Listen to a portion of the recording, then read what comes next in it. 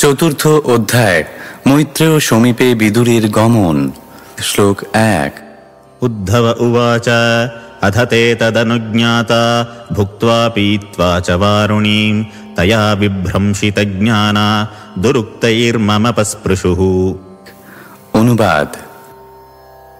উদ্ভব বললেন, তারপর তাঁরা সকলে সেই ব্রাহ্মণদের অনুমতিক্রমে ভোজন সমাপন করে মদিরা পান করেছিলেন। তার ফলে তাঁরা সকলে হতজ্ঞান হয়ে উন্মত্তের মতো পরস্পরের প্রতি কটূক্তি প্রয়োগ করে পরস্পরের মর্ম স্পর্শ করেছিলেন। তাৎপর্য: কোনো উৎসবে ব্রাহ্মণ এবং বৈষ্ণবদের প্রচুর পরিমাণে ভোজন করানোর পর অতিথিদের অনুমতি গ্রহণ করে আয়োজনকারীরা তাদের উচ্ছিষ্ট আহার করেন। তাই বৃষ্ণি এবং ভোজবংশীয়গণ ব্রাহ্মণদের অনুমতি নিয়ে আহার করেছিলেন। কোনো কোনো অনুষ্ঠানে ক্ষত্রিয়দের সুরাপান করার অনুমতি দেওয়া হয়েছে, তাই তারা অন্ন থেকে উৎপন্ন এক প্রকার হালকা মদিরা পান করেছিলেন। তা পান করার ফলে তারা এতই উন্মত্ত এবং বিবেকহীন হয়ে পড়েছিলেন যে তারা তাদের পরস্পরের সম্পর্ক বিস্তৃত হয়ে এমন কটূক্তি করেছিলেন যার ফলে তাদের হৃদয় স্পর্শ করেছিল। নেশা করা এতই ক্ষতিকর যে নেশাগ্রস্ত অবস্থায় অত্যন্ত সংস্কৃতি সম্পন্ন পরিবারের সদস্যরা পর্যন্ত উন্মত্ত হয়ে তাদের পরস্পরের সম্পর্ক ভুলে যেতে পারেন। বৃষ্ণি এবং ভোজবংশীয়দের কাছ থেকে আশা করা যায় না যে তারা এইভাবে আত্মবিস্মৃত হবেন, কিন্তু ভগবান শ্রীকৃষ্ণের ইচ্ছায় তা ঘটেছিল এবং তারা পরস্পরের প্রতি কঠোর হয়েছিলেন। শ্লোক 2। তেষাং মৈরেয় দোষেণ বিষমীকৃতচেতসাং নিম্লোচতিরবাবাসীদ্বেণূনামিব মর্দনম। অনুবাদ। বাঁশের ঘর্ষণের ফলে যেমন বিনাশ সংঘটিত হয়, তেমনি সূর্য অস্তগত হলে সুরাপানে তাদের সকলের চিত্ত বিকৃত হয়েছিল এবং তাদের বিনাশ সাধন হয়েছিল। তাৎপর্য: বনে যখন অগ্নির আবশ্যকতা হয় তখন ভগবানের ইচ্ছার প্রভাবে বাঁশের পরস্পরের সংঘর্ষে সেই আগুন উৎপন্ন হয়। তেমনি ভগবান শ্রীকৃষ্ণের ইচ্ছায় সমস্ত যদুবংশীয়রা আত্মবিনাশের প্রক্রিয়া দ্বারা বিনষ্ট হয়েছিলেন। মানুষের প্রচেষ্টায় যেমন গভীর বনে আগুন জ্বলে ওঠার সম্ভাবনা থাকে না, তেমনি সংসারে এমন কোনো শক্তি নেই যা ভগবান কর্তৃক সংরক্ষিত যদুবংশীয়দের ধ্বংস সাধন করতে পারত। ভগবান চেয়েছিলেন যে এইভাবে তাদের ধ্বংস হোক, তাই তারা ভগবানের আজ্ঞা পালন করেছিলেন, যা তদনুজ্ঞাত শব্দে সূচিত হয়েছে। শ্লোক 3। ভগবান স্বাত্মমায়ায়া গতিম তামবলোক্য সহ সরস্বতীমুপস্পৃশ্য বৃক্ষমূলমুপাবিশত। অনুবাদ। পরমেশ্বর ভগবান শ্রীকৃষ্ণ তার অন্তরঙ্গা শক্তির প্রভাবে গতি দর্শন করে সরস্বতী নদীর তীরে গিয়েছিলেন এবং আচমন করে একটি বৃক্ষের মূলে উপবেশন করেছিলেন। তাৎপর্য: যদু এবং ভোজবংশীয়দের উপরোক্ত সমস্ত কার্যকলাপ ভগবান শ্রীকৃষ্ণের অন্তরঙ্গা শক্তির দ্বারা সম্পন্ন হয়েছিল, কেননা তারা অবতরণের উদ্দেশ্য সম্পন্ন হওয়ার পর তিনি তাদের স্বস্থানে প্রেরণ করতে মনস্থ করেছিলেন। তারা সকলেই ছিলেন তার পুত্র ও পৌত্র এবং তিনি বাৎসল্য স্নেহে তাদের পূর্ণরূপে সংরক্ষণ করেছিলেন। ভগবানের উপস্থিতিতে তাদের কিভাবে বিনাশ সম্ভব তা এই শ্লোকে বিশ্লেষণ করা হয়েছে। সবকিছুই সম্পাদিত হয়েছিল স্বয়ং ভগবানের দ্বারা। ভগবানের পরিবারের সদস্যরা হয় তার অংশাবতার বা স্বর্গের দেবতা ছিলেন এবং তাই তার অন্তর্ধানের পূর্বে তিনি তার অন্তরঙ্গা শক্তির দ্বারা তাদের বিযুক্ত করেছিলেন। তাদের স্বস্থানে প্রেরণ করার পূর্বে তাদের প্রভাস তীর্থে প্রেরণ করা হয়েছিল, যেখানে তারা পুণ্য কর্ম সম্পাদন করে তাদের হৃদয়ের পূর্ণ তৃপ্তি সহকারে আহার এবং পান করেছিলেন। তারপর তাদের স্বীয়ধামে প্রেরণ করার আয়োজন করা হয়েছিল, যাতে সকলে দেখতে পায় যে এত শক্তিশালী যদুবংশ আর এই পৃথিবীতে বর্তমান নেই। পূর্ববর্তী শ্লোকে অনুজ্ঞাত শব্দটি তাৎপর্যপূর্ণ। এই শব্দটির মাধ্যমে ইঙ্গিত করা হয়েছে যে এই ঘটনাবলীর আয়োজন ভগবান নিজেই করেছিলেন। ভগবানের এই লীলাসমূহ তাঁর বহিরঙ্গা শক্তি বা জরা প্রকৃতির প্রকাশ নয়, তাঁর অন্তরঙ্গা শক্তির এই প্রদর্শন নিত্য, এবং তাই কখনো মনে করা উচিত নয় যে আসব পানে উন্মত্ত হয়ে সাধারণ মানুষের মতো ভ্রাতৃঘাতী যুদ্ধে যদু ও ও ভোজেরা নিহত হয়েছিলেন। শ্রীলজীব গোস্বামী তাঁর টিকায় এই সমস্ত ঘটনাকে ইন্দ্রজালবৎ বলে বর্ণনা করেছেন। শ্লোক 4। अहं चोक्तो भगवता प्रपन्नार्तिहरेणः बदरीं त्वं प्रयाहीति स्वकुलं सञ्जिहीर्षुणा। অনুবাদ: ভগবান শরণাগতের দুঃখ দুর্দশা হরণ করেন, তাই তাঁর স্বীয় বংশ ধ্বংস সাধন করার ইচ্ছা করে তিনি পূর্বেই আমাকে বদরিকা আশ্রমে যেতে নির্দেশ দিয়েছিলেন। তাৎপর্য: দ্বারকাতে অবস্থানকালে ভগবান উদ্ভবকে তাঁর তিরোধান এবং যদুবংশ ধ্বংসজনিত কষ্ট এড়াবার উপদেশ দিয়েছিলেন। তিনি তাকে বদরিকা আশ্রমে যাওয়ার পরামর্শ দিয়েছিলেন, কেননা সেখানে তিনি নরনারায়ণের ভক্তদের সঙ্গ লাভ করতে পারবেন এবং তাদের সঙ্গে ভক্তিমূলক সেবার মাধ্যমে শ্রবণ, কীর্তন, জ্ঞান ও বৈরাগ্যের প্রতি তাঁর আসক্তি বৃদ্ধি করতে পারবেন। শ্লোক 5। तथापि तदभिप्रेतं जानन्नहमरिन्दमा पृष्ठतोऽन्वगमं भर्तुः पादविश्लेषणाक्षमः। অনুবাদ: হে শত্রু দমনকারী বিদুর, তার যদুবংশ ধ্বংসের অভিপ্রায় অবগত হওয়া সত্ত্বেও প্রভুর শ্রীপাদপদ্ম দর্শন বিচ্ছেদের দুঃখ সহনে অসমর্থ হয়ে আমি তার অনুগমন করেছিলাম। শ্লোক 6। अद्राक्षमेकमासीनं विचिन्वन्दयितं पतिं श्रीनिकेतं सरस्वत्यां कृतकेतमकेतनम्। অনুবাদ: এইভাবে তাকে অনুসরণ করে আমার সংরক্ষক এবং প্রভু ভগবান শ্রীকৃষ্ণকে সরস্বতী নদীর তীরে গভীর চিন্তায় মগ্ন হয়ে একাকী উপবিষ্ট অবস্থায় আমি দর্শন করেছিলাম। যদিও তিনি লক্ষ্মী দেবীর আশ্রয় স্বরূপ, তবুও তিনি নিরাশ্রয়ভাবে সেখানে বিরাজ করছিলেন। তাৎপর্য: সন্ন্যাস আশ্রম অবলম্বীরা প্রায়ই বৃক্ষের নিচে আশ্রয় গ্রহণ করেন। উদ্ভব ভগবানকে একজন আশ্রয়হীন ব্যক্তির মতো বিরাজ করতে দর্শন করেছিলেন।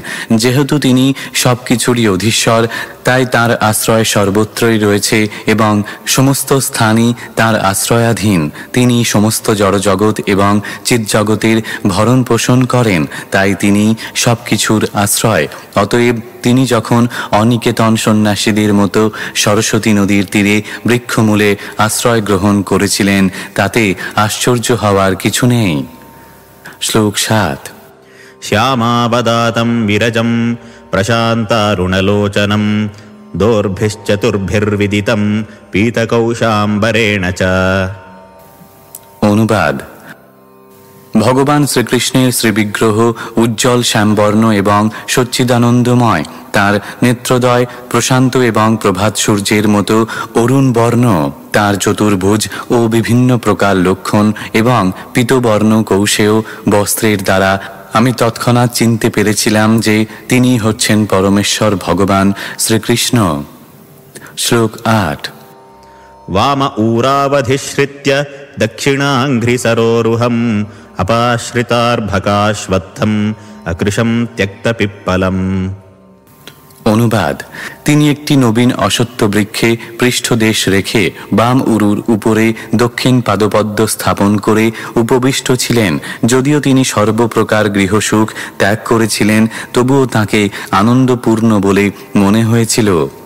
তাৎপর্য: শ্রীল বিশ্বনাথ চক্রবর্তী ঠাকুরের মতে একটি নবীন অশ্বত্থ বৃক্ষে পৃষ্ঠদেশ রেখে ভগবানের উপবেশন করার ভঙ্গিটি অত্যন্ত তাৎপর্যপূর্ণ। সেই বৃক্ষটিকে অশ্বত্থ বৃক্ষ বলা হয়, কেননা তার সহজে মৃত্যু হয় না। তা দীর্ঘকাল ধরে জীবিত থাকে। তার চরণ যুগল এবং তাদের শক্তিসমূহ হচ্ছে জড় উপাদান সমূহ। সেগুলিকে বলা হয় পঞ্চমহাভূত: ক্ষিতি, অপ, তেজ, মরুদ ও বোম। অশ্বত্থ বৃক্ষ যে সমস্ত ভৌতিক শক্তি সমূহের প্রতিনিধিত্ব করে, সেই সব ভগবানের বহিরঙ্গা শক্তি, তাই তা ভগবানের পৃষ্ঠদেশে ছিল।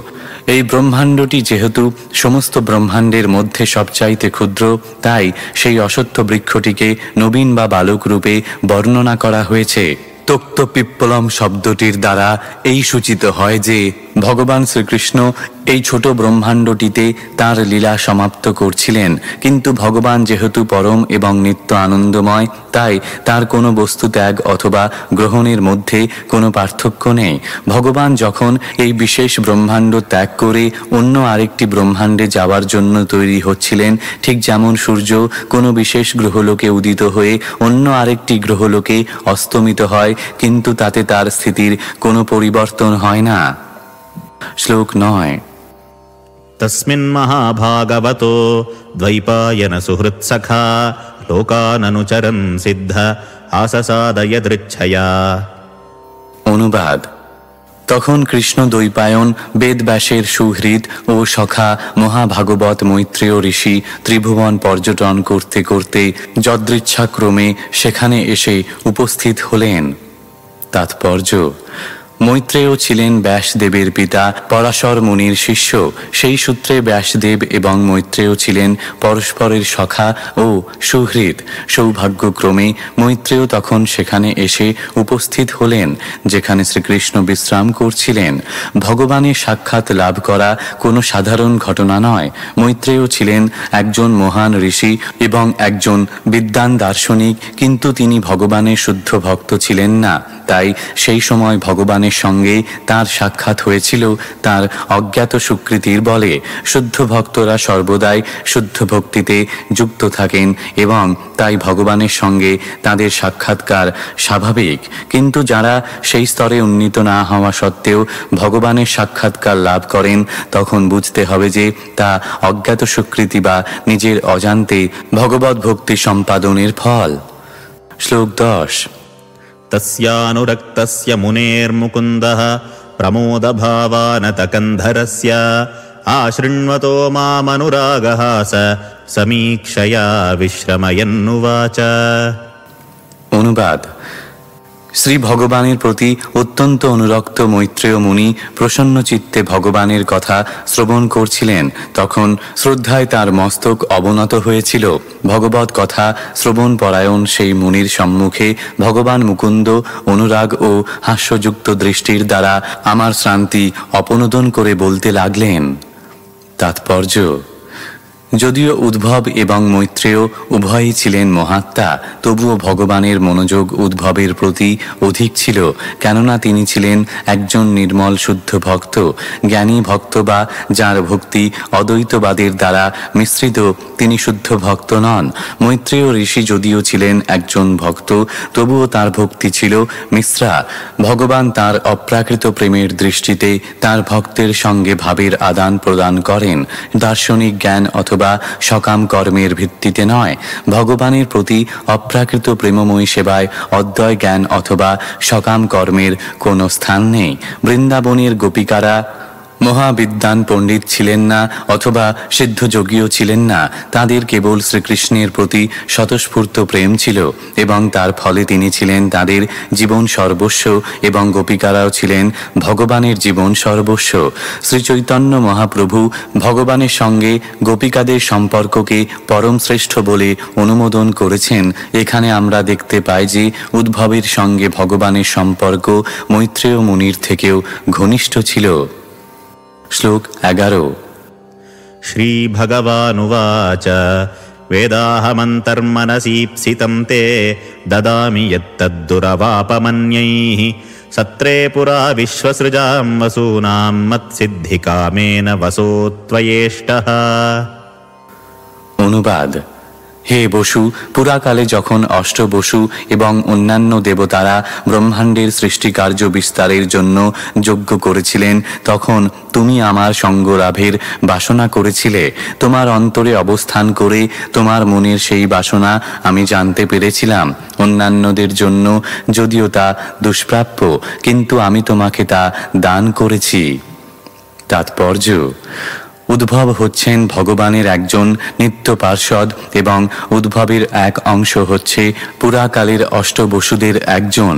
স্বর্গের দেবতা এবং অষ্টবসুরা যারা ব্রহ্মাণ্ডের নিয়ন্ত্রণ কার্যের দায়িত্বভার বহন করেন, পুরাকালে তাঁদের জীবনের চরম লক্ষ্য সাধনের উদ্দেশ্যে এক যজ্ঞ অনুষ্ঠান করেছিলেন। সেই সময় উদ্ভবের এক অংশ বিস্তার একজন বসু ভগবানের পার্শ্বদত্ত লাভের বাসনা করেছিলেন। ভগবান তা জানতেন, যেহেতু তিনি প্রতিটি জীবের হৃদয়ে পরমাত্মা বা পরাচেতনা রূপে বিরাজমান। সকলেরই হৃদয়ে পরাচেতনার প্রতিনিধি রয়েছেন, যিনি জীবের আংশিক চেতনায় স্মৃতিদান করেন। আংশিক চেতনা রূপে জীব তার পূর্বজীবনের ঘটনাবলীর কথা ভুলে যায়, কিন্তু পরাচেতনা বা অন্তর্যামী পরমাত্মা তাকে তার পূর্বলব্ধ জ্ঞানের ভিত্তিতে স্মরণ করিয়ে দেন কিভাবে আচরণ করতে হবে।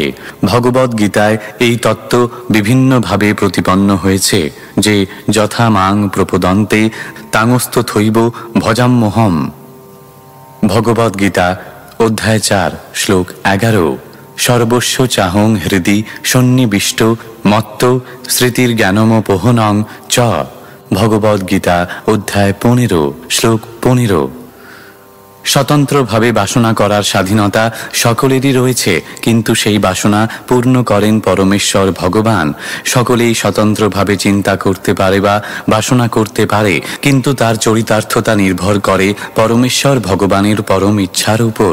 এই নিয়ম সম্বন্ধে বলা হয়, মানুষ প্রস্তাব করে আর ভগবান তা অনুমোদন করেন। পুরাকালে যখন দেবতা এবং বসুরা যজ্ঞ অনুষ্ঠান করেছিলেন, তখন অষ্টবসুর অন্যতম উদ্ভব ভগবান পার্শ্বদত্ত লাভের বাসনা করেন, যা মনোধর্মী জ্ঞানী অথবা সকাম কর্মীদের পক্ষে লাভ করা অত্যন্ত দুষ্কর।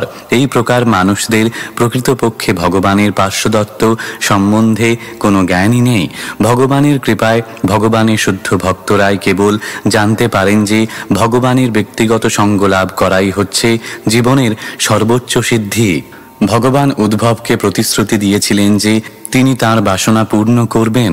এখানে কথিত হয় যে ভগবান যখন উদ্ভবকে সেই কথা বলেছিলেন, তখন মহর্ষি মৈত্রেয় ভগবানের পার্শ্বদত্ত লাভের গুরুত্ব হৃদয়ঙ্গম করতে পেরেছিলেন।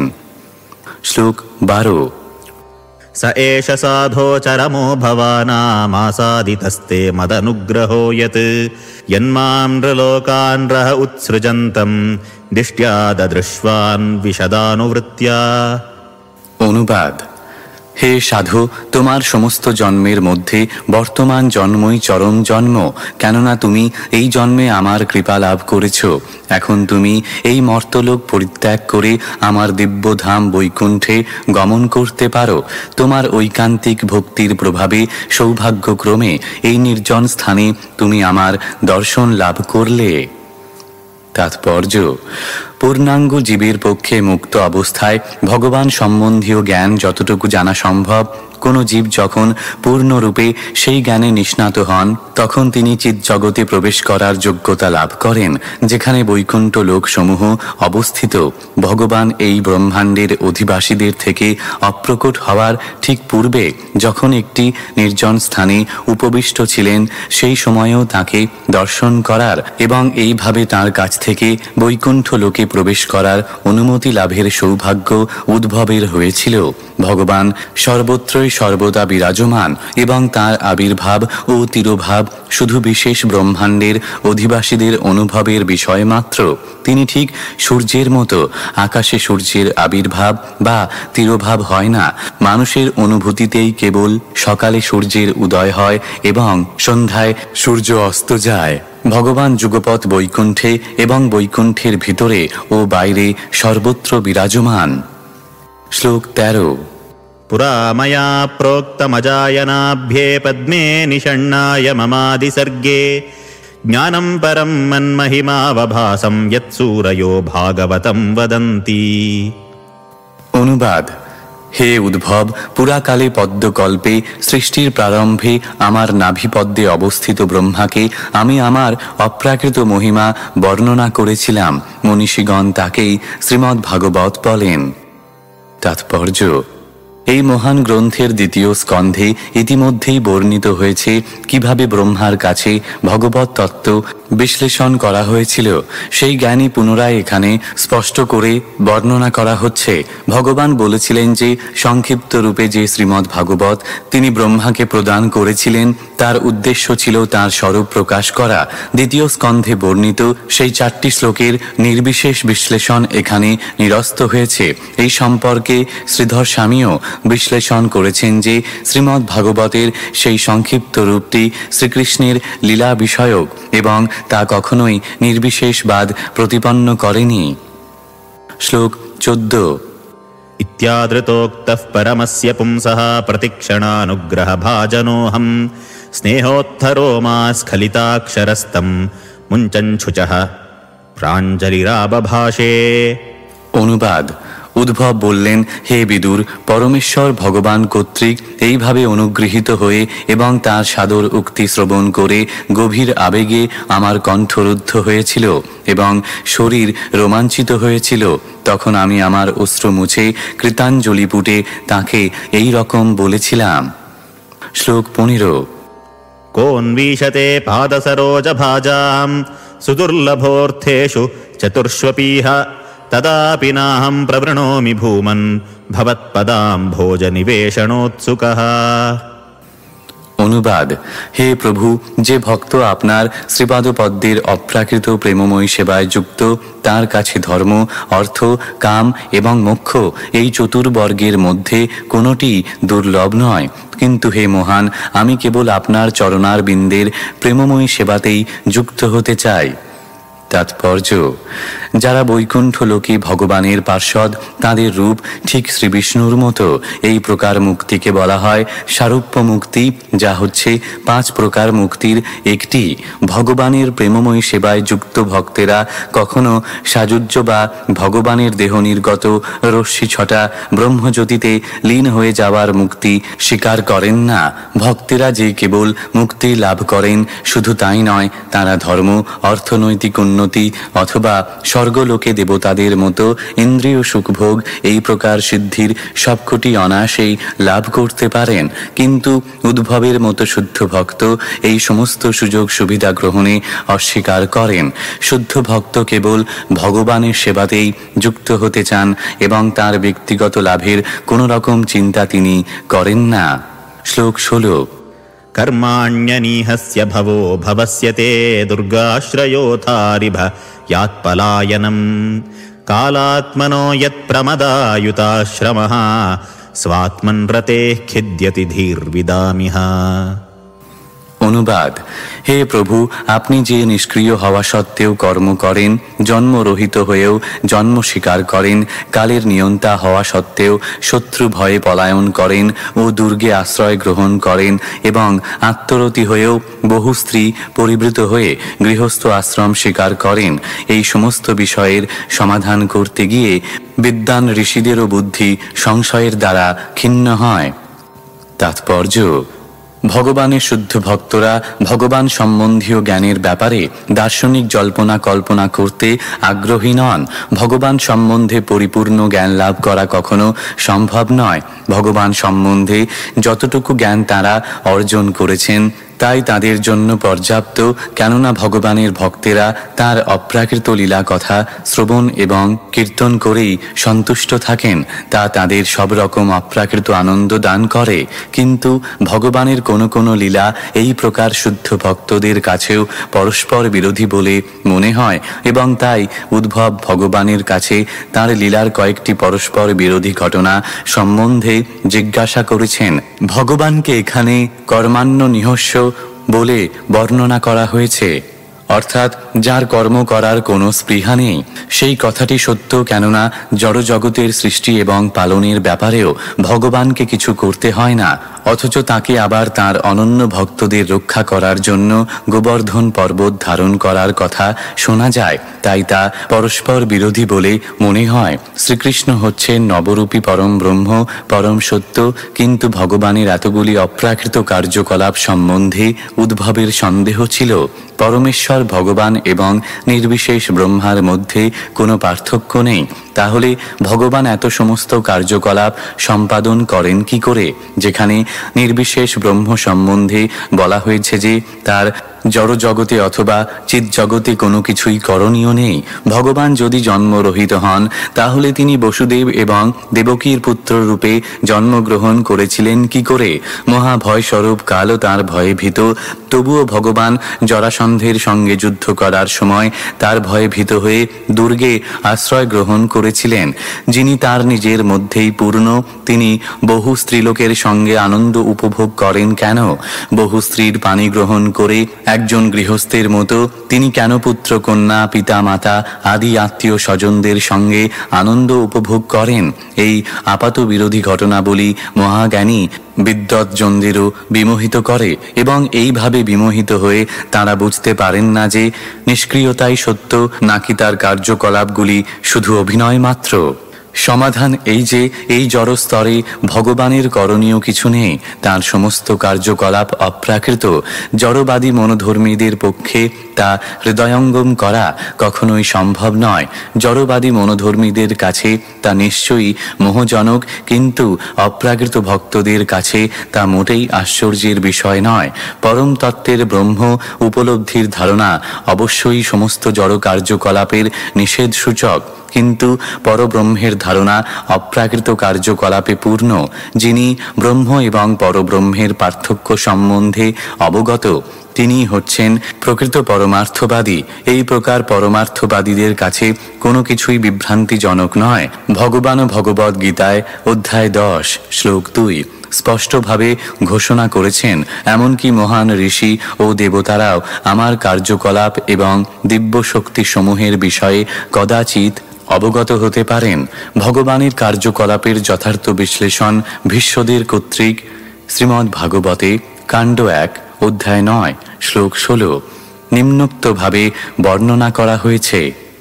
ন হস্য করেহি চিদ্রাজন পুমান বেদ বিধিৎসিতম যদ্দি জিজ্ঞাসয়া যুক্তামুজ্জন্তি কবহপি হি। শ্লোক 17 মন্ত্রেষু মাম বা উপহূয় যত্ত্বমকুণ্ঠিতা খণ্ড সদাত্মবোধঃ পৃচ্ছেঃ প্রভো মুগ্ধ ইবা প্রমত্তস্তন্নো মনো মোহয়তীব দেব। অনুবাদ: হে প্রভু, কালের দ্বারা অখণ্ডিত, অন্তহীন জ্ঞান সমন্বিত এবং সংশয় রহিত হওয়া সত্ত্বেও আপনি যে আমাকে ডেকে এনে আমার পরামর্শ গ্রহণ করতেন, আপনি মোহপ্রাপ্ত না হয়েও যে মোহাচ্ছন্নের মতো এই সব আচরণ করতেন, তা আমাকে বিমোহিত করছে। তাৎপর্য: উদ্ভব কখনো বিমোহিত হননি, কিন্তু তিনি এখানে বলেছেন যে এই সমস্ত পরস্পর বিরোধী বিষয় তাকে বিমোহিত করছে। শ্রীকৃষ্ণ এবং উদ্ভবের এই আলোচনার উদ্দেশ্য ছিল নিকটে উপবিষ্ট মৈত্রের কল্যাণ সাধন করা। জরাসন্ধ আদি অসুরেরা যখন নগরী আক্রমণ করেছিল এবং দ্বারকার রাজারূপে শ্রীকৃষ্ণ যখন তার রাজকীয় কর্তব্য সম্পাদনের জন্য মহাযজ্ঞের অনুষ্ঠান করতেন, তখন তিনি মন্ত্রণা গ্রহণের জন্য উদ্ভবকে ডাকতেন। ভগবানের অতীত, বর্তমান ও ভবিষ্যৎ নেই, কেননা তিনি কালের প্রভাবের অতীত এবং তাই কোনো কিছুই তার অজ্ঞাত নয়। তার বুদ্ধিমত্তা অন্তহীন, তাই তিনি যখন মন্ত্রণার জন্য উদ্ভবকে ডাকতেন তা অবশ্যই আশ্চর্যজনক। ভগবানের এই সমস্ত কার্যকলাপ পরস্পর বিরোধী বলে মনে হয়, যদিও তার কার্যকলাপে কোনো রকম বিরোধ নেই, তাই তাদের ব্যাখ্যা করার চেষ্টা না করে যথাযথভাবে গ্রহণ করাই শ্রেয়। শ্লোক 18 জ্ঞানম পরম স্বাত্মরঃ প্রকাশম প্রোবাচ কস্मै ভগবান সমগ্রম অপিক্ষমম নো গ্রহণায় ভর্তর্বদাম যসা যদ্ব্রজিনম তরেমা। অনুবাদ: হে প্রভু, আপনি আপনার নিজের রহস্য প্রকাশ করে যে পরম গুহ্য জ্ঞান ব্রহ্মাকে বলেছিলেন, তা যদি আমাদের গ্রহণের যোগ্য বলে মনে করেন, তাহলে কৃপা করে তা ব্যাখ্যা করুন। তা শ্রবণ করলে আমরা অনায়াসে সংসার দুঃখ অতিক্রম করতে পারব।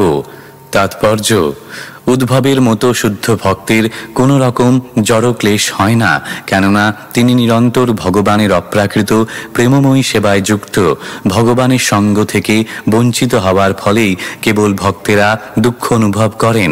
নিরন্তর ভগবানের লীলা স্মরণ ভক্তকে জীবিত রাখে এবং তাই উদ্ভব ভগবানের কাছে অনুরোধ করেছিলেন যে তিনি যেন কৃপাপূর্বক তাঁর কাছে শ্রীমদ্ ভাগবতের জ্ঞান প্রকাশ করেন, যা তিনি পূর্বে ব্রহ্মাকে দান করেছিলেন। শ্লোক 19। ইত্যাবেদিতঃ হার্দায় মহ্যং স ভগবান পরঃ আদিদেশারবিন্দাক্ষ আত্মনঃ পরমাং স্থিতিম। অনুবাদ: আমি যখন পরমেশ্বর ভগবানকে আমার হৃদয়ের বাসনার কথা বলেছিলাম, তখন কমল নয়ন ভগবান আমাকে তার অপ্রাকৃত স্থিতি সম্বন্ধে উপদেশ দিয়েছিলেন। তাৎপর্য: এই শ্লোকে পরমাং স্থিতিম শব্দটি তাৎপর্যপূর্ণ। ভগবান যখন চতুশ্লোকী ভাগবত কাণ্ড 2 অধ্যায় 9 শ্লোক 33 থেকে 36 ব্যাখ্যা করেছিলেন, তখনও তাঁর অপ্রাকৃত স্থিতি সম্বন্ধে ব্রহ্মাকে পর্যন্ত তিনি বলেননি। এই অপ্রাকৃত স্থিতি দ্বারকা এবং বৃন্দাবনে প্রদর্শিত অপ্রাকৃত প্রেমময়ী সেবায় যুক্ত ভক্তদের সঙ্গে ভগবানের ব্যবহারের সমাবেশ। ভগবান তার অপ্রাকৃত স্থিতির কথা কেবল উদ্ভবকেই বলেছিলেন এবং তাই উদ্ভব এখানে বিশেষ করে মধ্যম শব্দটি ব্যবহার করেছেন। যদিও মৈত্রেয় ঋষিও সেখানে উপবিষ্ট ছিলেন, যাদের ভক্তি জ্ঞান এবং কর্মমিশ্রা, তারা সচরাচর এই অপ্রাকৃত স্থিতি হৃদয়ঙ্গম করতে পারে না। যে সমস্ত ভক্ত কর্মমিশ্রা ভক্তি এবং যোগের প্রতি আকৃষ্ট, তাদের কাছে ভগবান এই গোপনীয় এবং অন্তরঙ্গ প্রেম সচরাচর প্রকাশ করেন না। এই সমস্ত কার্যকলাপ ভগবান শ্রীকৃষ্ণের অচিন্ত লীলা। শ্লোক 20। स एवमाराधितपादतीर्थादधीततत्त्वात्म विबोधमार्गः प्रणम्य पादौ परिवृत्य देवमिहागतोऽहं विरहातुरात्मा।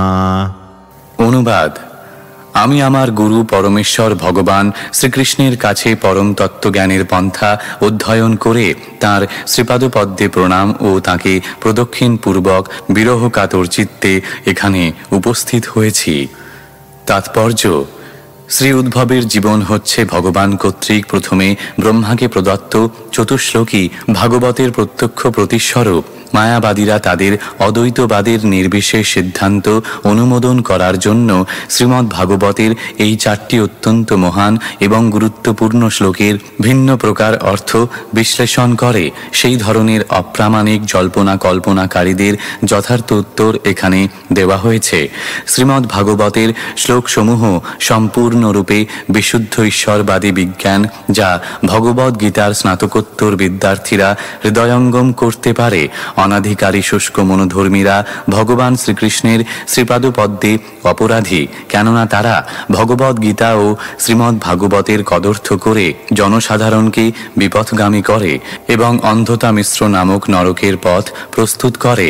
ভগবদ্ গীতায় অধ্যায় 16 শ্লোক 20 প্রতিপন্ন হয়েছে যে এই প্রকার ঈর্ষাপরায়ণ মনোধর্মীরা অজ্ঞান এবং তারা নিশ্চিত রূপে জন্ম জন্মান্তরে অপরাধী হয়ে থাকবে। তারা অনর্থক শ্রীপাদ শঙ্করাচার্যের শরণ গ্রহণ করে, কিন্তু শঙ্করাচার্য কখনো শ্রীকৃষ্ণের শ্রীপাদপদ্মে অপরাধ করেননি। শ্রী চৈতন্য মহাপ্রভুর মতে শ্রীপাদ শঙ্করাচার্য কোনো এক বিশেষ উদ্দেশ্য সাধনের জন্য মায়াবাদ দর্শন প্রচার করেছিলেন। আত্মার অস্তিত্বে অবিশ্বাসী ভগবৎ বিদ্বেষী বৌদ্ধ দর্শনকে পরাস্ত করার জন্য এই প্রকার দর্শনের প্রয়োজন ছিল, কিন্তু তার উদ্দেশ্য এই ছিল না যে এই সিদ্ধান্ত চিরকালের জন্য গ্রহণ করা হোক। সেটি ছিল একটা জরুরি অবস্থা। শঙ্করাচার্য তাঁর ভগবদ্ গীতার ভাষ্যে শ্রীকৃষ্ণকে পরমেশ্বর ভগবান বলে স্বীকার করেছেন। যেহেতু তিনি ছিলেন শ্রীকৃষ্ণের একজন মহান ভক্ত, তাই তিনি শ্রীমদ্ ভাগবতের টিকা লেখার সাহস করেননি, কেননা তাহলে ভগবান শ্রীকৃষ্ণের শ্রীপাদপদ্মে সরাসরিভাবে অপরাধ হতো।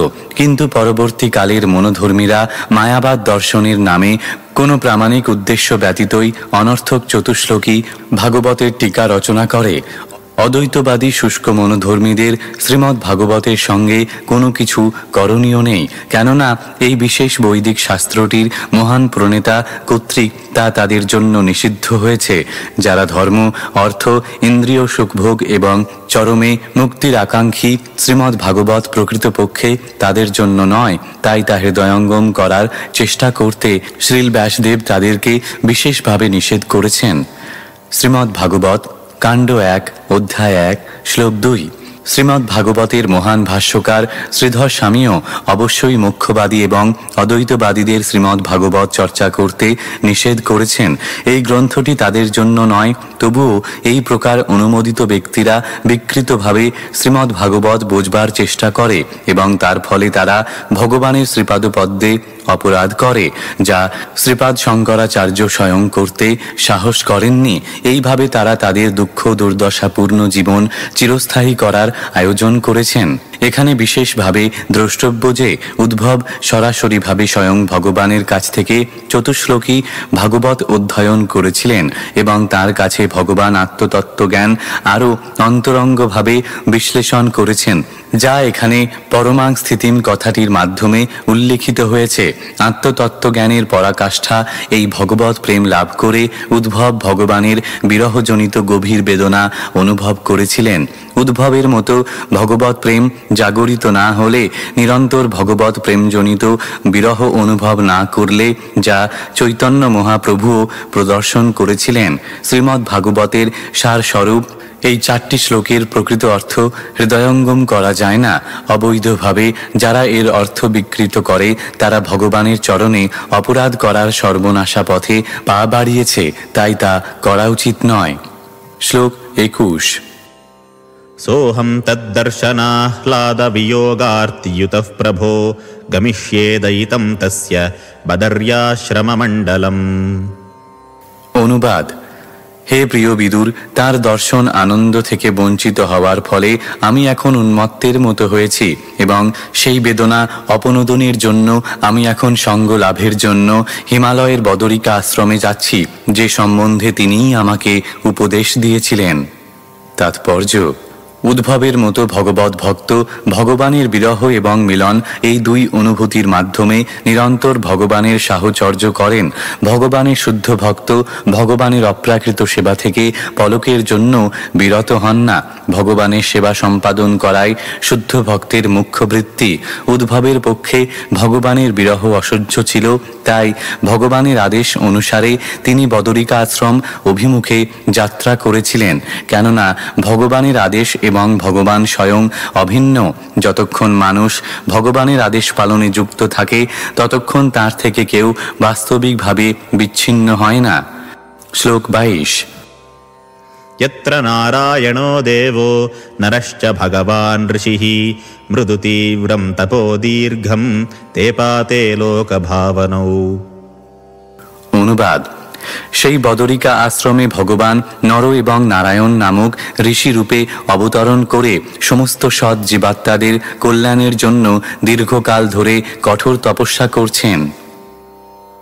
তাৎপর্য: নরনারায়ণ ঋষিদের ধাম হিমালয়ের বদরিকা আশ্রম হিন্দুদের এক মহা তীর্থস্থান। আজও হাজার হাজার পুণ্যবান হিন্দুরা ভগবানের অবতার নরনারায়ণের উদ্দেশ্যে শ্রদ্ধাঞ্জলি নিবেদন করার জন্য সেখানে যান। এখানে আমরা দেখতে পাচ্ছি যে 5000 বছর আগেও উদ্ভবের মতো পুণ্যাত্মা এই পবিত্র স্থানে যাত্রা করতেন এবং তখনও এই স্থানটি অতি প্রাচীন বলে পরিচিত ছিল। এই বিশেষ তীর্থটি সাধারণ মানুষদের জন্য অত্যন্ত দুর্গম, কেননা প্রায় সারা বছর ধরেই হিমালয়ের এই স্থানটি বরফে আচ্ছন্ন থাকে। গ্রীষ্মকালের কয়েকটি মাসই কেবল মানুষেরা নানা রকম ব্যক্তিগত কষ্ট স্বীকার করে এই স্থানটিতে যেতে পারে। বৈকুণ্ঠ এবং ব্রহ্মজ্যোতি সমন্বিত চিদাকাশের গ্রহপুঞ্জের প্রতিনিধিত্ব করে 4টি ভগবত ধাম রয়েছে। সেগুলি হচ্ছে বদরিকাশ্রম, রামেশ্বর, জগন্নাথপুরী এবং দ্বারকা। উদ্ভবের মতো ভক্তের পদাঙ্ক অনুসরণ করে শ্রদ্ধাবান হিন্দুরা পারমার্থিক সিদ্ধি লাভের জন্য এই সমস্ত তীর্থস্থানে আজও গমন করেন। শ্লোক 23। श्रीशुक उवाच इत्युद्धवादुपाकर्ण्य सुहृदां दुस्सहं वधं জ্ঞানেনাশময়ৎ ক্ষত্তা শোকমুৎপতিতং বুধঃ। অনুবাদ: শ্রী সুখদেব গোস্বামী বললেন, উদ্ভবের কাছ থেকে বিদ্বান বিদুর তার আত্মীয় স্বজন এবং বন্ধু বান্ধবদের বার্তা শ্রবণ করে দিব্য জ্ঞানের দ্বারা তার অসহ্য শোক প্রশমিত করেছিলেন। তাৎপর্য: বিদুর জানতে পেরেছিলেন যে কুরুক্ষেত্রে যুদ্ধের ফলে তার আত্মীয় স্বজনদের বিনাশ হয়েছিল, যদুবংশ ধ্বংস হয়েছিল এবং ভগবান শ্রীকৃষ্ণ স্বধামে গমন করেছিলেন। এই সমস্ত সংবাদ তাকে কিছুক্ষণের জন্য শোক সাগরে নিমজ্জিত করেছিল, কিন্তু যেহেতু তিনি দিব্য জ্ঞানে অত্যন্ত উন্নত ছিলেন, তাই তিনি জ্ঞানের আলোকের দ্বারা নিজেকে শান্ত করতে সক্ষম হয়েছিলেন। ভগবদ গীতায় বলা হয়েছে যে দীর্ঘকাল দেহের সঙ্গে সম্পর্কিত থাকার ফলে আত্মীয় স্বজন এবং বন্ধু বান্ধবদের বিনাশে শোক করা মোটেই আশ্চর্যজনক নয়। তবে উচ্চতর দিব্য জ্ঞানের দ্বারা এই শোককে প্রশমিত করার উপায় জানা কর্তব্য। উদ্ভব এবং বিদুরের মধ্যে কৃষ্ণ বিষয়ক আলোচনা সূর্যাস্তের সময় শুরু হয়েছিল এবং এখন উদ্ভবের সঙ্গ প্রভাবে বিদুর পারমার্থিক জ্ঞানের পথে আরও অধিক উন্নতি সাধন করলেন। শ্লোক 24। সতম মহাভাগবতম ব্রজন্তম কৌরবর্ষভঃ বিশ্রম্ভাদভ্যধত্তেদম মুখ্যম কৃষ্ণ পরিগ্রহে। অনুবাদ: ভগবানের শ্রেষ্ঠ ভক্ত উদ্ভব যখন বদরিকা আশ্রমে চলে যাচ্ছিলেন, তখন কুরু শ্রেষ্ঠ বিদুর তার প্রতি স্নেহ এবং বিশ্বাসবশত এই কথাগুলি বলেছিলেন। তাৎপর্য: বিদুর ছিলেন উদ্ভবের থেকে বয়সে অনেক বড়। পারিবারিক সম্পর্কে উদ্ভব ছিলেন শ্রীকৃষ্ণের সমবয়স্ক ভ্রাতা, আর বিদুর ছিলেন শ্রীকৃষ্ণের পিতা বসুদেবের সমবয়সী। কিন্তু বয়সে নবীন হলেও উদ্ভব ভগবত ভক্তিতে অত্যন্ত উন্নত ছিলেন এবং তাই এখানে তাকে ভগবানের ভক্তদের মধ্যে শ্রেষ্ঠ বলে বর্ণনা করা হয়েছে। বিদুর সেই কথা ভালোভাবে জানতেন এবং তাই তিনি উদ্ভবকে এত সম্মানের সঙ্গে সম্বোধন করেছেন। ভক্তদের মধ্যে বিনীত এবং নম্র আচরণের এইটি হচ্ছে বিধি। শ্লোক 25। विदुर उवाच ज्ञानं परं स्वात्मरः प्रकाशं यदा ह योगेश्वर ईश्वरस्ते वक्तुं भवान्नोर्हति यद्धि विष्णोर्भृत्याः स्वभृत्यार्थकृतश्चरन्ति। অনুবাদ: বিদুর বললেন, হে উদ্ভব, যেহেতু ভগবানের সেবকেরা অন্যদের সেবা করার জন্য সর্বত্র বিচরণ করেন, তাই ভগবান স্বয়ং যে জ্ঞান আপনাকে প্রদান করেছেন সেই আত্মতত্ত্ব জ্ঞান কৃপাপূর্বক বর্ণনা করা আপনার পক্ষে সর্বতোভাবে উপযুক্ত। তাৎপর্য: ভগবানের সেবকরাই হচ্ছেন সমাজের প্রকৃত সেবক। জনসাধারণকে অপ্রাকৃত জ্ঞানের আলোক প্রদান করা ছাড়া মানব সমাজে তাদের আর কোনো উদ্দেশ্য নেই। জীবের সঙ্গে পরমেশ্বর ভগবানের সম্পর্ক সেই অপ্রাকৃত সম্পর্কে যুক্ত হয়ে কার্য করা এবং মানব জীবনের চরম লক্ষ্য সম্বন্ধে জ্ঞান প্রদান করাই তাদের একমাত্র লক্ষ্য। এইটি হচ্ছে প্রকৃত জ্ঞান, যা মানব সমাজের প্রকৃত মঙ্গল সাধনে সাহায্য করতে পারে। আহার, নিদ্রা, ভয় এবং মৈথুন সম্বন্ধীয় যে জ্ঞান, যা বিভিন্ন শাখা প্রশাখায় বিস্তারিত হয়ে তথাকথিত জ্ঞানের উন্নতি সাধন করেছে, তা সবই ক্ষণস্থায়ী। জীব তার জড়দেহ নয়, পক্ষান্তরে সে হচ্ছে পরমেশ্বর ভগবানের বিভিন্ন অংশ এবং তাই তার আত্মজ্ঞানের পুনর্জাগরণ করা অত্যন্ত আবশ্যক। এই জ্ঞান বিনা মানব জীবন ব্যর্থ হয়। এই অত্যন্ত গুরুত্বপূর্ণ কাজটির ভার ভগবান শ্রীবিষ্ণুর সেবকদের উপর ন্যস্ত হয়েছে এবং তাই তাঁরা পৃথিবীতে ও ব্রহ্মাণ্ডের অন্যান্য গ্রহলোকে বিচরণ করেন। যে জ্ঞান উদ্ভব সরাসরিভাবে পরমেশ্বর ভগবানের কাছ থেকে প্রাপ্ত হয়েছিলেন, তা মানব সমাজে বিশেষ করে ভগবত ভক্তিতে অত্যন্ত উন্নত বিদুরের মতো ব্যক্তিদের কাছে বিতরণ করার যোগ্য বিষয়। প্রকৃত দিব্য জ্ঞান ভগবান থেকে উদ্ভব, উদ্ভব থেকে বিদুর, এইভাবে গুরু শিষ্য পরম্পরার মাধ্যমে অবতরণ করে। এই পরম দিব্য জ্ঞান কুতার্কিক আদি তথাকথিত জ্ঞানীদের অপূর্ণ জল্পনা কল্পনার মাধ্যমে কখনো লাভ করা যায় না। পরমাং স্থিতিম নামক সেই গোপনীয় জ্ঞান বিদুর উদ্ভবের কাছ থেকে গ্রহণ করার জন্য উৎসুক ছিলেন, যাতে ভগবানকে তাঁর অপ্রাকৃত লীলাসমূহের মাধ্যমে জানা যায়। বিদুর যদিও উদ্ভব থেকে বয়সে প্রবীণ ছিলেন, তবুও তিনি অপ্রাকৃত সম্পর্কে উদ্ভবের ভৃত্য হওয়ার আকাঙ্ক্ষী ছিলেন। এই অপ্রাকৃত গুরু শিষ্য পরম্পরা সূত্র শ্রী চৈতন্য মহাপ্রভুও শিক্ষা দিয়েছেন। শ্রী চৈতন্য মহাপ্রভু উপদেশ দিয়েছেন যে এই দিব্য জ্ঞান যার কাছেই পাওয়া যায়, তা তিনি ব্রাহ্মণ, শূদ্র, গৃহস্থ বা সন্ন্যাসী যাই হন না কেন, যদি তিনি কৃষ্ণতত্ত্ববেত্তা হন তাহলে তার কাছ থেকেই তা গ্রহণ করা উচিত। যিনি কৃষ্ণতত্ত্ব বিজ্ঞান তত্ত্বত অবগত, তিনি প্রকৃতপক্ষে সদ্গুরু। শ্লোক 26। উদ্ধব উবাচ ননু তে তত্ত্বসম্রাধ্য ঋষিঃ কৌশারমোন্তিকে সাক্ষাৎ ভগবতাদিষ্টো মর্ত্যলোকম জিহাসতা।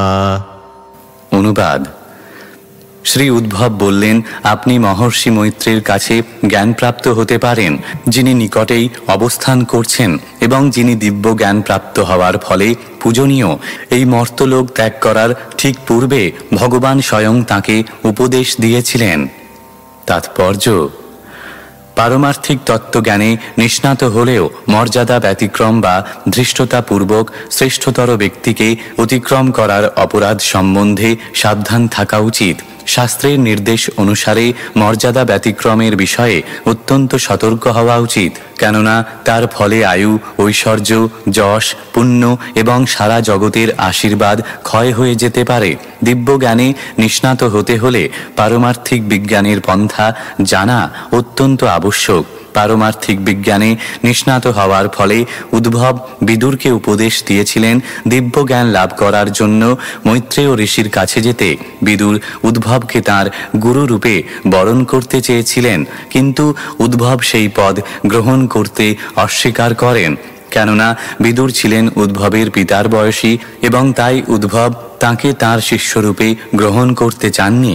বিশেষ করে মৈত্রেয় যখন নিকটেই উপস্থিত ছিলেন। নিয়ম হচ্ছে যে শ্রেষ্ঠতর ব্যক্তির উপস্থিতিতে সুযোগ্য এবং পূর্ণ জ্ঞানী হওয়া সত্ত্বেও উপদেশ দিতে আগ্রহী হওয়া উচিত নয়।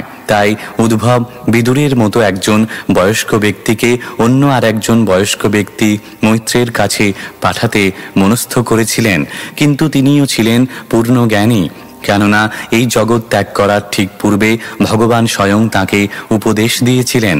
যেহেতু উদ্ভব এবং মৈত্রেয় উভয়ই সরাসরিভাবে ভগবান কর্তৃক উপদিষ্ট হয়েছিলেন, তাই বিদুর বা অন্য যে কোনো ব্যক্তির গুরু হওয়ার যোগ্যতা দুজনেরই ছিল, কিন্তু মৈত্রেয় বয়সে প্রবীণ হওয়ার ফলে গুরু হওয়ার প্রথম অধিকারী ছিলেন। বিশেষ করে বিদুরের জন্য যিনি ছিলেন উদ্ভব থেকে বয়সে অনেক বড়। লাভ এবং যশ সংগ্রহের জন্য সস্তা গুরু হওয়ার বাসনা করা উচিত নয়। পক্ষান্তরে ভগবানের সেবার জন্যই কেবল গুরু হওয়া উচিত। ভগবান কখনো মর্যাদা ব্যতিক্রম সহ্য করতে পারেন না। নিজের ব্যক্তিগত লাভ এবং যশের জন্য বয়োজ্যেষ্ঠ গুরুর প্রাপ্ত সম্মান কখনো অতিক্রম করা উচিত নয়। পারমার্থিক উন্নতি সাধনের পথে কপট গুরু হওয়ার ধৃষ্টতা অত্যন্ত বিপজ্জনক। শ্লোক 27।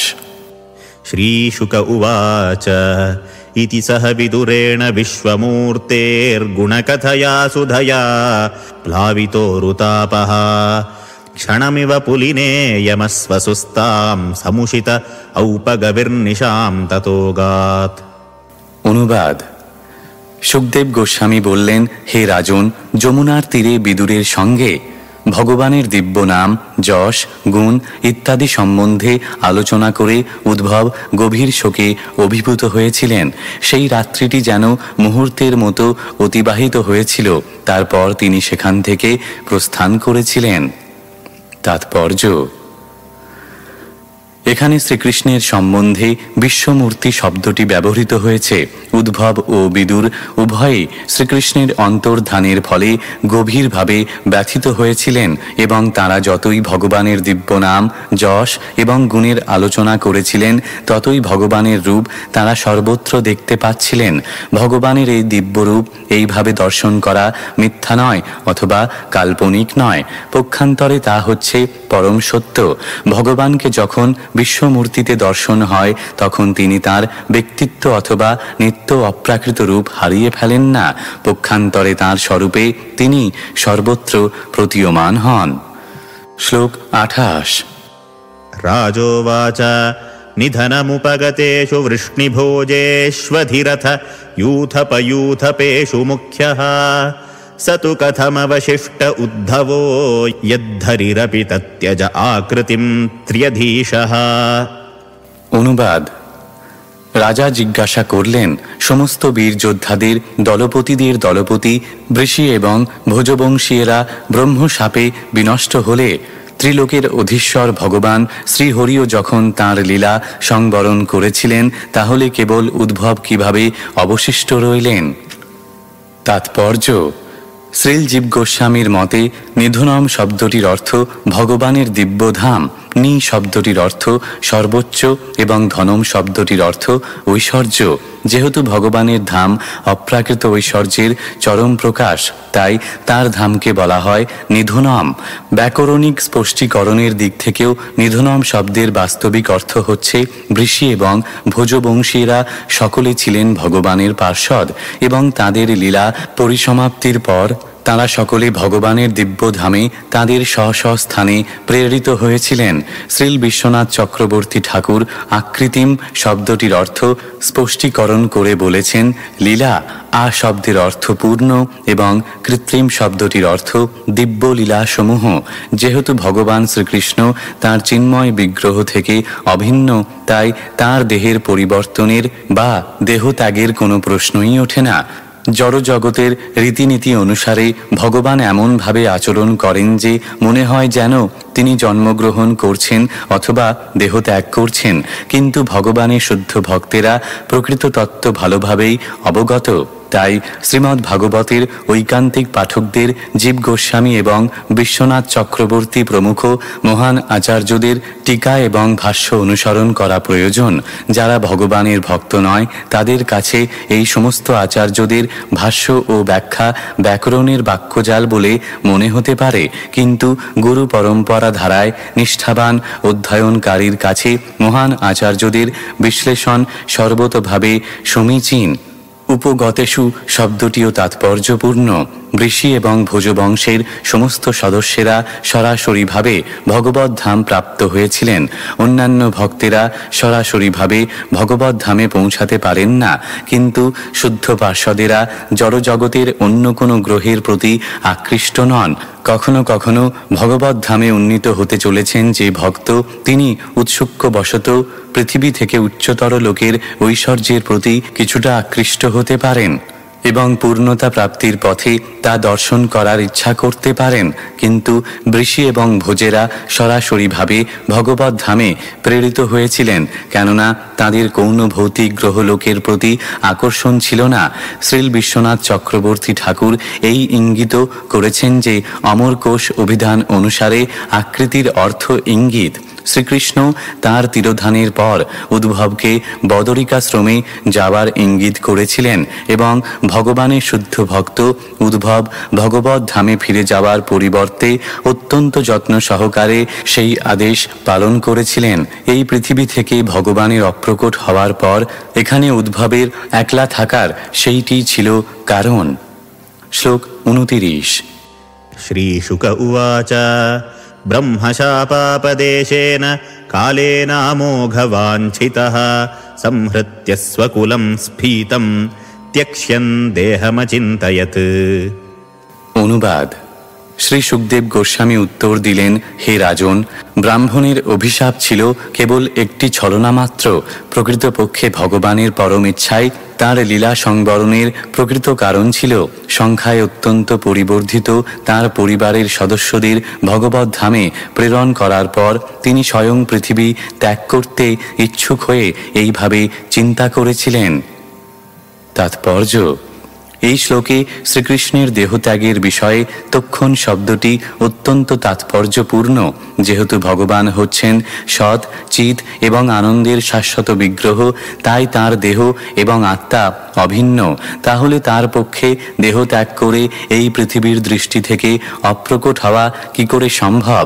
অভক্ত এবং মায়াবাদীদের মধ্যে ভগবানের রহস্যজনক অন্তর্ধান সম্বন্ধে মহামতবিরোধ রয়েছে এবং শ্রীলজীব গোস্বামী তার কৃষ্ণ সন্দর্ভে বিস্তারিতভাবে বিশ্লেষণ করে সেই সমস্ত মূর্খ মানুষদের সন্দেহ নিরসন করছেন। ব্রহ্মসংহিতার বর্ণনা অনুসারে ভগবানের বহু রূপ রয়েছে। সেখানে উল্লেখ করা হয়েছে যে ভগবানের অসংখ্য রূপ রয়েছে এবং যখন তিনি তার কৃষ্ণ স্বরূপে জীবেদের গোচরীভূত হন তখন এই সমস্ত রূপ তার মধ্যে মিলিত হন। এই সমস্ত অচ্যুত রূপ ব্যতীত তার বিশ্বরূপ রয়েছে যা তিনি কুরুক্ষেত্রের রণভূমিতে অর্জুনের সামনে প্রকাশ করেছিলেন। এই শ্লোকে স্ফীতম শব্দটিও ব্যবহার করা হয়েছে, যার অর্থ হচ্ছে যে তিনি তার বিরাট রূপ ত্যাগ করেছিলেন। তার আদি শাশ্বত রূপ নয়, কেননা তার সৎ চিত আনন্দময় রূপ পরিবর্তন করার কোনো সম্ভাবনা নেই।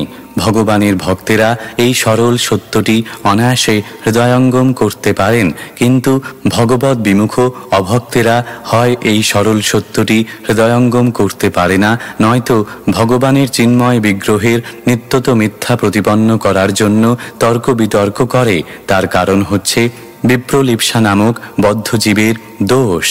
ব্যবহারিক অভিজ্ঞতাতেও এখনো পর্যন্ত দেখা যায় যে ভগবানের অপ্রাকৃত বিগ্রহ ভক্তগণ কর্তৃক বিভিন্ন মন্দিরে পূজিত হন এবং ভগবানের সমস্ত ভক্তেরাই বাস্তবিকভাবে উপলব্ধি করেন যে মন্দিরে ভগবানের শ্রীবিগ্রহ ভগবান থেকে অভিন্ন। ভগবানের অন্তরঙ্গা শক্তির এই অচিন্ত কার্য ভগবদ্ গীতায় অধ্যায় 7 শ্লোক 25 বর্ণিত হয়েছে। নাহং প্রকাশ সর্বস্ব যোগ মায়া সমাবৃত। সকলের কাছে নিজেকে প্রকাশ না করার অধিকার ভগবান রাখেন। পদ্ম পুরাণে বলা হয়েছে, অত শ্রীকৃষ্ণ নামাদি ন ভবেদ গ্রাহ্যমিন্দ্রিয়। ভগবানের নাম এবং রূপ জড় ইন্দ্রিয়ের দ্বারা অনুভব করা যায় না, কিন্তু যখন তিনি বদ্ধ জীবদের গোচরীভূত হন তখন তিনি বিরাট রূপ ধারণ করেন। এটি তাঁর রূপের একটি অতিরিক্ত জড় প্রদর্শন এবং বিশেষ্য ও বিশেষণ ন্যায়ের দ্বারা তা অনুমোদন করা হয়। ব্যাকরণে যখন বিশেষণকে বিশেষ্য থেকে আলাদা করে দেওয়া হয় তখন বিশেষণের দ্বারা বিশেষীকৃত বিষয়ের পরিবর্তন হয় না, তেমনি ভগবান যখন তার বিরাট রূপ ত্যাগ করেন তখন তার শাশ্বত স্বরূপের পরিবর্তন হয় না। যদিও তার এবং তার অসংখ্য রূপের মধ্যে কোনো জড় পার্থক্য নেই। পঞ্চম স্কন্ধে দেখা যাবে ভগবান কিভাবে বিভিন্ন রূপে বিভিন্ন লোকে পূজিত হন এবং কিভাবে এই পৃথিবীতেও বিভিন্ন মন্দিরে তিনি পূজিত হন। শ্রীলজীব গোস্বামী এবং শ্রীল বিশ্বনাথ চক্রবর্তী ঠাকুর তাঁদের টিকায় বৈদিক শাস্ত্র থেকে প্রামাণিক উদ্ধৃতি দিয়ে ভগবানের তিরোধান সম্বন্ধে বিস্তারিতভাবে বিচার করেছেন। এই গ্রন্থের আয়তন বৃদ্ধি না করার উদ্দেশ্যে আমরা এখানে আর সেগুলি উল্লেখ করছি না। এই সমস্ত বিষয় ভগবদ্ গীতায় বিশ্লেষণ করা হয়েছে। যেমন পূর্বে উল্লেখ করা হয়েছে, ভগবান সকলের কাছে নিজেকে প্রকাশ না করার অধিকার রাখেন। তিনি সর্বদা প্রেমহীন ও ভক্তিহীন অভক্তদের দৃষ্টির অগোচরে থাকেন এবং এইভাবে তিনি তাদের তার থেকে আরও দূরে সরিয়ে দেন। ক্ষীরোদকশায়ী বিষ্ণুর কাছে প্রার্থনাকারী ব্রহ্মার নিমন্ত্রণে ভগবান অবতরণ করেছিলেন। তখন সমস্ত বিষ্ণুরূপ সহ তার মধ্যে মিলিত হয়েছিলেন এবং তার উদ্দেশ্য সাধনের পর তারা সকলে আবার যথারীতি তার থেকে আলাদা হয়ে যান। শ্লোক 30 अस्माल्लोकादुपरते मयि ज्ञानं मदाश्रयम् अर्हत्युद्धव एवाद्धा सम्प्रत्यात्मवतां वरः।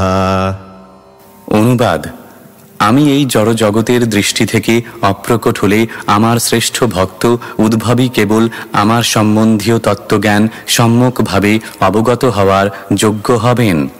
তাৎপর্য: এই শ্লোকে জ্ঞানং মদাশ্রয়ম কথাটি তাৎপর্যপূর্ণ। দিব্যজ্ঞান তিনটি বিভাগে বিভক্ত, যথা নির্বিশেষ ব্রহ্মজ্ঞান, সর্বান্তর্যামী পরমাত্মা জ্ঞান এবং ভগবানের স্বরূপের জ্ঞান।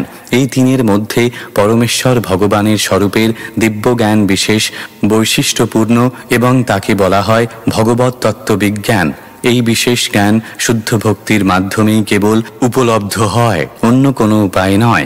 ভগবদ্ গীতায় অধ্যায় 18 শ্লোক 55। সেই সত্য প্রতিপন্ন করে বলা হয়েছে, ভক্তা মামভিজানাতি যাবান যশ্চাসি তত্তত। ভক্তি সহকারে ভগবানের সেবায় যুক্ত ভক্তেরাই কেবল ভগবানের দিব্য স্থিতি তত্ত্বত জানতে পারেন। সেই সময় উদ্ভবকে ভগবানের সমস্ত ভক্তদের মধ্যে শ্রেষ্ঠ বলে বিবেচনা করা হয়েছিল এবং তাই ভগবান স্বয়ং তাকে উপদেশ দিয়েছিলেন যাতে এই জগতের দৃষ্টির অন্তরালে ভগবান চলে গেলে মানুষ যেন উদ্ভবের জ্ঞানের সুযোগ নিতে পারেন।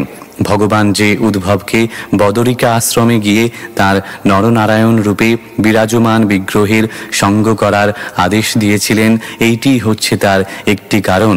পারমার্থিক জ্ঞানে উন্নত ব্যক্তি মন্দিরে ভগবানের বিগ্রহ থেকে সাক্ষাৎভাবে অনুপ্রেরণা লাভ করতে পারেন। তাই ভগবানের ভক্ত ভগবানের কৃপার প্রভাবে নিশ্চিতভাবে প্রগতি লাভ করার জন্য ভগবানের মন্দিরে আশ্রয় গ্রহণ করেন। শ্লোক 31। নোদ্ধবোऽন্যপি মন্যূনো यद्गुणैर्नार्दितः प्रभुः अतो मद्वयुनं लोकं ग्राहयन्निह तिष्ठतु।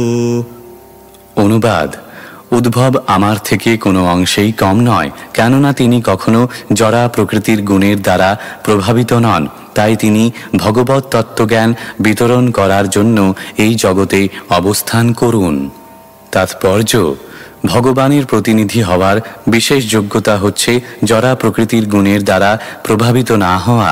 জড় জগতে মানুষের সর্বশ্রেষ্ঠ গুণ হচ্ছে ব্রাহ্মণ হওয়া, কিন্তু ব্রাহ্মণ যেহেতু সত্যগুণে অবস্থিত, তাই ভগবানের প্রতিনিধি হতে হলে ব্রাহ্মণ হওয়াই যথেষ্ট নয়। ভগবানের প্রতিনিধি হতে হলে সত্যগুণকেও অতিক্রম করে জরা প্রকৃতির কোনো গুণের দ্বারাই প্রভাবিত না হয়ে শুদ্ধ সত্ত্বে অধিষ্ঠিত হতে হয়। অপ্রাকৃত গুণের এই শুদ্ধ সত্য স্তরকে বসুদেব বলা হয় এবং এই স্তরে ভগবৎ তত্ত্ববিজ্ঞান হৃদয়ঙ্গম করা যায়। ভগবান যেমন জরা প্রকৃতির গুণের দ্বারা প্রভাবিত হন না, তেমনি ভগবান শুদ্ধ ভক্ত প্রকৃতির গুণের দ্বারা প্রভাবিত হন না। ভগবানের সঙ্গে একাত্ম হওয়ার এইটিই হচ্ছে প্রাথমিক যোগ্যতা। যিনি এই অপ্রাকৃত যোগ্যতা প্রাপ্ত হয়েছেন তাকে জীবন মুক্ত বলা হয়, যদিও তিনি আপাত দৃষ্টিতে জড় অবস্থাতেই রয়েছেন। যিনি ভগবানের অপ্রাকৃত প্রেমময় সেবায় নিরন্তর যুক্ত, তিনি এই মুক্ত অবস্থা প্রাপ্ত হয়েছেন। ভক্তি রসামৃত সিন্ধুতে কাণ্ড 1 অধ্যায় 2 শ্লোক 187 বলা হয়েছে, ইহা যস্য হরের দাস্যে কর্মণা মনসা গিরা নিখিলা সভ্য বস্থাসু জীবনমুক্ত স উচ্চতে। যে ব্যক্তি তার কর্ম, মন এবং বাক্যের দ্বারা কেবল ভগবানেরই অপ্রাকৃত প্রেমময়ী সেবা করেন, তিনি আপাত দৃষ্টিতে জড় জগতের বদ্ধ অবস্থাতে রয়েছেন বলে মনে হলেও প্রকৃতপক্ষে মুক্ত আত্মা।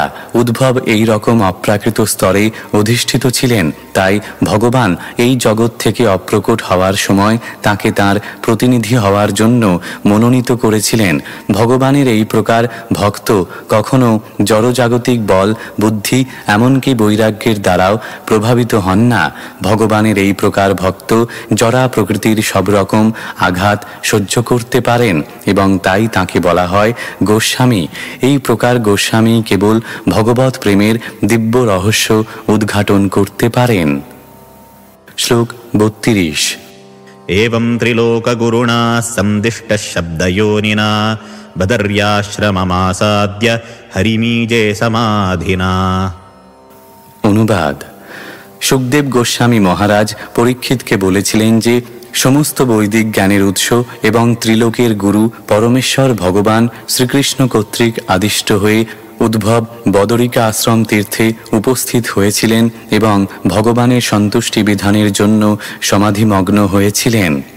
তাৎপর্য: ভগবান শ্রীকৃষ্ণ বস্তুত ত্রিলোকের গুরু এবং তিনি হচ্ছেন সমস্ত বৈদিক জ্ঞানের মূল উৎস, কিন্তু বেদের মাধ্যমেও পরম সত্যের সবিশেষ রূপ উপলব্ধি করা অত্যন্ত কঠিন। পরমেশ্বর ভগবানকে পরম সত্যরূপে জানবার জন্য তার ব্যক্তিগত নির্দেশ প্রাপ্ত হওয়া প্রয়োজন। ভগবদ্ গীতা হচ্ছে এই অপ্রাকৃত জ্ঞানের সারমর্ম। ভগবানের কৃপা ব্যতীত কেউই পরমেশ্বর ভগবানকে জানতে পারে না। শ্রীকৃষ্ণ যখন এই জড় জগতে বিরাজমান ছিলেন, তখন তিনি অর্জুন এবং উদ্ভবের প্রতি এই কৃপা প্রদর্শন করেছিলেন।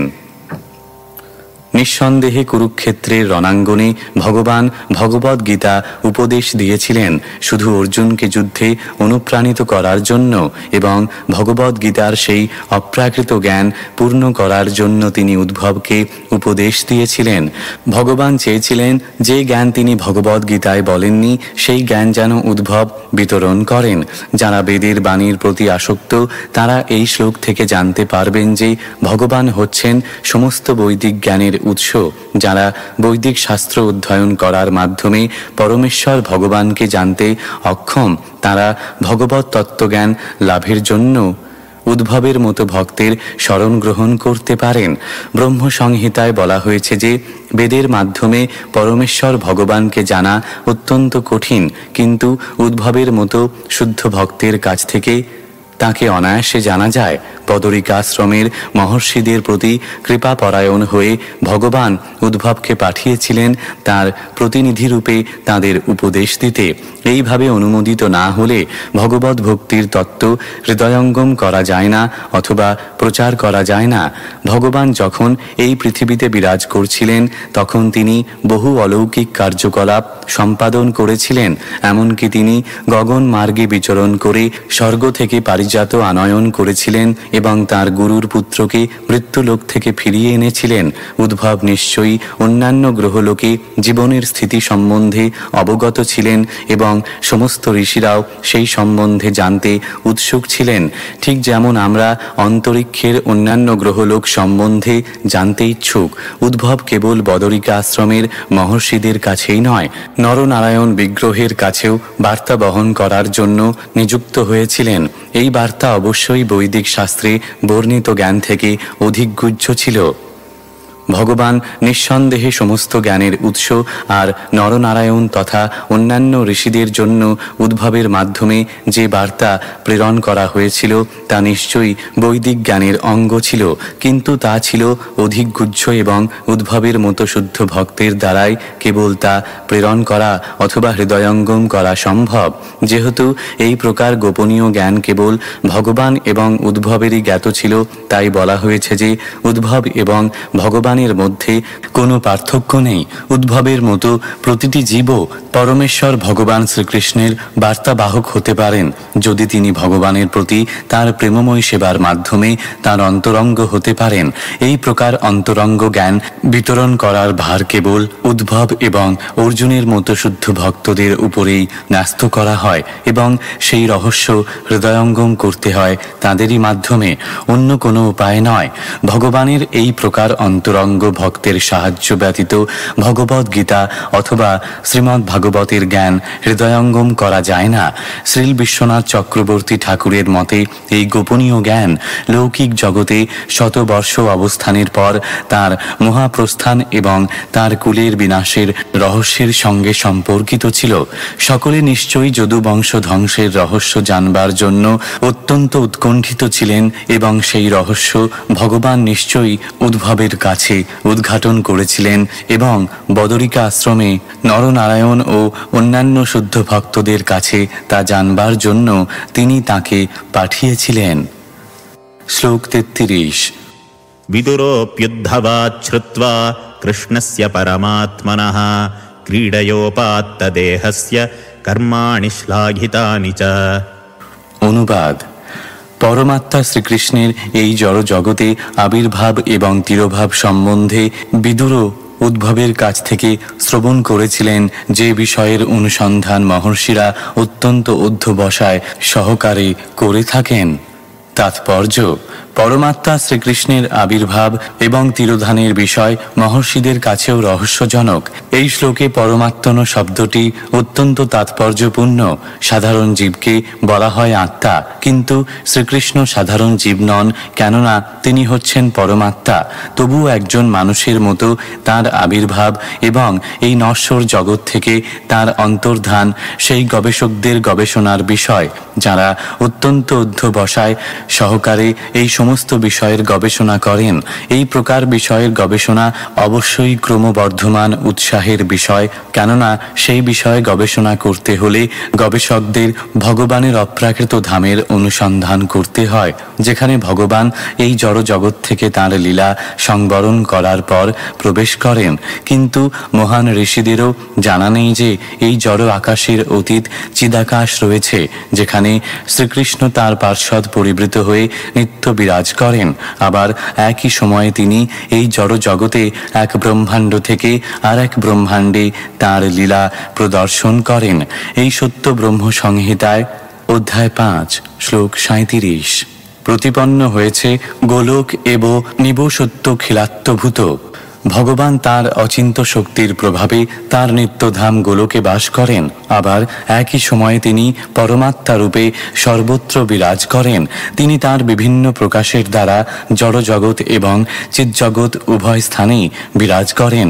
তাই তার আবির্ভাব ও তিরোভাব একসাথে চলছে এবং কেউই নিশ্চিত রূপে বলতে পারে না তার কোনটি আরম্ভ এবং কোনটি শেষ। তার নিত্যলীলার আদি নেই অথবা অন্ত নেই, এবং তথাকথিত গবেষণার কার্যে মূল্যবান সময় নষ্ট না করে শুদ্ধ ভক্তের কাছ থেকেই কেবল সেই সম্বন্ধে জানতে হয়। শ্লোক 34 দেহন্যাসম চ তস্যৈবং ধীরাণাম ধৈর্যবর্ধনম অন্যেষাম দুষ্করতরম পশূনাম বিক্লবাত্মনাম। অনুবাদ: ভগবানের মহিমান্বিত কার্যকলাপ এবং এই জড়জগতে তার অলৌকিক লীলাবিলাসের জন্য বিভিন্ন প্রকার অপ্রাকৃত রূপ গ্রহণ তার ভক্ত ব্যতীত অন্য কারোর পক্ষে বোঝা অত্যন্ত কঠিন, এবং অধীর চিত্ত পশু স্বভাব ও ভাগবত বহির্মুখ পাষণ্ডদের জন্য তা কেবল মানসিক যন্ত্রণার কারণ। তাৎপর্য: ভগবদ্ গীতায় বর্ণিত ভগবানের অপ্রাকৃত রূপ এবং লীলাসমূহ অভক্তদের পক্ষে অত্যন্ত দুর্বোধ্য। ভগবান কখনো জ্ঞানী এবং যোগীদের কাছে নিজেকে প্রকাশ করেন না, আর যারা হৃদয়ের মর্মস্থল থেকে ভগবানের প্রতি ঈর্ষাপরায়ণ হওয়ার ফলে পশু শ্রেণীভুক্ত, তাদের কাছে ভগবানের আবির্ভাব ও তিরোভাব কেবল মানসিক বিরক্তির কারণ। ভগবদ্ গীতায় অধ্যায় 7 শ্লোক 15 প্রতিপন্ন হয়েছে যে যে সমস্ত দুষ্কৃতকারীরা জড় সুখভোগের প্রতি অনুরক্ত, যারা ভারবাহী পশুদের মতো কঠোর পরিশ্রম করে, তারা তাদের আসরিক ভাব অথবা ভগবানের প্রতি বিদ্রোহ ভাব পোষণ করার ফলে কখনোই পরমেশ্বর ভগবানকে জানতে পারে না। নশ্বর জগতে ভগবানের লীলাবিলাসের জন্য চিন্ময় দেহের প্রকাশ এবং সেই সমস্ত রূপের আবির্ভাব ও তিরোভাব অত্যন্ত কঠিন বিষয়। আর যারা ভগবানের ভক্ত নয়, তাদের উপদেশ দেওয়া হয়েছে ভগবানের আবির্ভাব এবং তিরোভাবের বিষয়ে আলোচনা না করতে, কেননা তার ফলে ভগবানের শ্রীপাদপদ্মে অপরাধ হয়ে যেতে পারে। আসরিক ভাবাপন্ন হয়ে তারা যতই ভগবানের অপ্রাকৃত আবির্ভাব এবং তিরোভাব সম্বন্ধে আলোচনা করে, ততই তারা নরকের অন্ধতম প্রদেশে প্রবেশ করে, যা ভগবদ্ গীতায় অধ্যায় 16 শ্লোক 20 বর্ণিত হয়েছে। শ্রীমদ্ ভাগবতের এই শ্লোকে প্রতিপন্ন হয়েছে যে যারাই ভগবানের দিব্য প্রেমময় সেবার বিরোধী, তারাই কম বেশি এক একটি পশুমাত্র। শ্লোক 35 আত্মানম চ কুরু শ্রেষ্ঠ কৃষ্ণেন মনসেক্ষিতম ধ্যায়ন গতে ভাগবতে রোদ প্রেম বিহ্বলঃ। অনুবাদ: শ্রীকৃষ্ণ যে এই জগৎ থেকে বিদায় নেওয়ার সময় তাকে স্মরণ করেছিলেন, সেই কথা মনে করে প্রেমে বিহ্বল হয়ে বিদুর উচ্চ স্বরে রোদন করতে লাগলেন। তাৎপর্য: বিদুর যখন জানতে পেরেছিলেন যে পরমেশ্বর ভগবান শ্রীকৃষ্ণ এই জগৎ থেকে অপ্রকট হওয়ার সময় তাকে স্মরণ করেছিলেন, তখন তিনি প্রেমানন্দে বিহ্বল হয়েছিলেন। যদিও তিনি নিজেকে অত্যন্ত নগণ্য বলে মনে করতেন, তবুও ভগবান তার অহেতুকী কৃপাবশত তাকে স্মরণ করেছিলেন। বিদুর মনে করেছিলেন যে সেটি ছিল তার প্রতি ভগবানের এক মহতী কৃপা, তাই তিনি উচ্চ স্বরে রোদন করতে শুরু করেছিলেন। এই ক্রন্দন হচ্ছে ভক্তিযোগের প্রগতিশীল মার্গের চরম অবস্থা। যিনি প্রেমে বিহ্বল হয়ে ভগবানের জন্য ক্রন্দন করতে পারেন, তিনি নিশ্চয়ই ভগবৎ ভক্তির মার্গে সাফল্য লাভ করেছেন। শ্লোক 36। कालिन्द्याः कतिभिः सिद्ध अहोभिर्भरतर्षभा प्रापद्यत स्वसरितं यत्र मित्रासुतो मुनिः। অনুবাদ: হে কুরু শ্রেষ্ঠ, পরম ভাগবত বিদুর কয়েকদিন যমুনার তটে বাস করার পর গঙ্গার তীরে গমন করেছিলেন, যেখানে মহর্ষি মৈত্রেয় বিরাজ করছিলেন। ইতি শ্রীমদ্ ভাগবতের তৃতীয় স্কন্ধের মৈত্রেয় সমীপে বিদুরের গমন নামক চতুর্থ অধ্যায়ের ভক্তি বেদান্ত তাৎপর্য।